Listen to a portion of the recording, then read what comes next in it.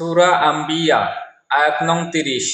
যাহারা কুফরি করে তাহারা কি ভাবিয়া দেখে না যে আকাশমণ্ডলী ও পৃথিবী মিশাইয়া ছিল ওতপ্রোতভাবে? অতঃপর আমি উভয়কে পৃথক করিয়া দিলাম এবং প্রাণবান সমস্ত কিছু সৃষ্টি করিলাম পানি হইতে, তবু কি উহারা ঈমান আনিবে না? আয়াত নং ৩১।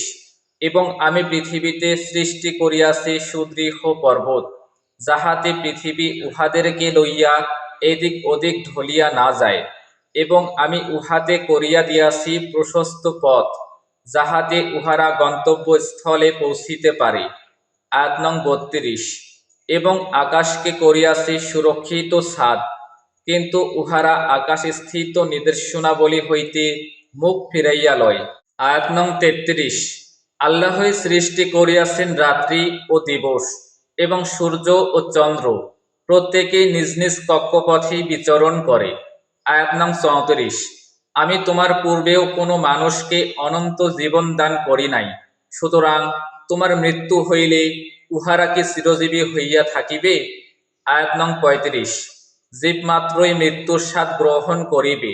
আমি তোমাদেরকে মন্দ ও ভালো দ্বারা বিশেষভাবে পরীক্ষা করিয়া থাকি, এবং আমারই নিকট তোমরা প্রত্যানীত হইবে। আয়াত নং ৩৬।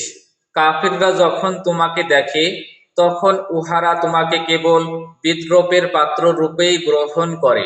উহারা বলে, এই কি সেই যে তোমাদের দেব দেবীগুলির সমালোচনা করে? অথচ উহারাই তো রহমান এর উল্লেখের বিরোধিতা করে। আয়াত নং ৩৭।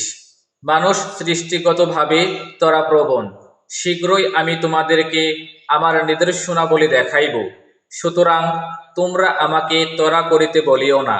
আয়াত নং ৩৮। এবং উহারা বলে, তোমরা যদি সত্যবাদী হও তবে বলো, এই প্রতিশ্রুতি কখন পূর্ণ হইবে? আয়াত নং ৩৯। হায়, যদি কাফিররা সেই সময়ের কথা জানিত যখন উহারা উহাদের সম্মুখ ও পশ্চাৎ হইতে অগ্নি প্রতিরোধ করিতে পারিবে না, এবং উহাদেরকে সাহায্য করাও হইবে না। আয়াত নং ৪০। বস্তুত উহাদের ওপর আসিবে অতর্কিতভাবে, এবং উহাদেরকে হতম্ভব করিয়া দিবে, ফলে উহারা উহা রোধ করিতে পারিবে না, এবং উহাদেরকে অবকাশও দেওয়া হইবে না। আয়াত নং ৪১।